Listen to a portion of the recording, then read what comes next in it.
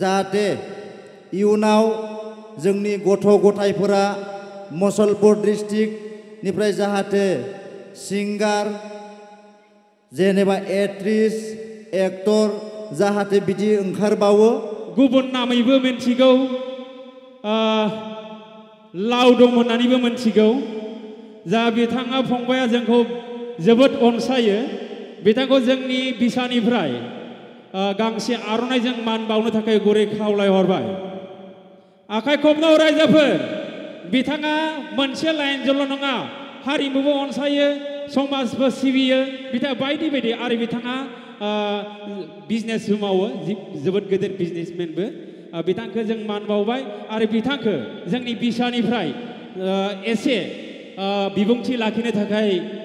गुरै खावलायनाय थाबाय मुसलपुर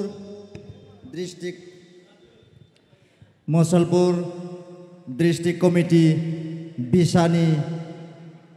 दैदेनगिरि नोंथांमोनखौ आं आंनि गोसो गोरबोनिफ्राय साबायखर बावहरबाय आरो नैबे जोंहा दा बावैसो रोजाबलांनाय फंबाय बा आंनिनो साननानै लाबाय आं बेखौ जाहाथे इयुनाव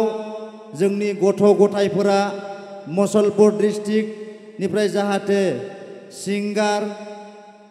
जेनेबा एक्ट्रिस एक्टर जाहाथे बिदि ओंखारबावो हाजासे जोंनो बिदि एक्टर एक्ट्रिसनि गोनांथि दङ बेखायनो आङो नैबे दिनै बेहाय हरखाबै नुजाफैनायलाय नोंथांमोनखौ आं साबायखर बावहरो जाहाथे जोंनि इयुन जोलैया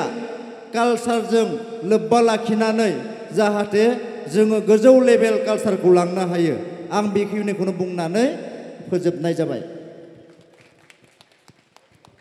रोजा रोजा साबायखर थाबाय भिडिअखौ नायनायनि थाखाय साबायखर गोजोन्थों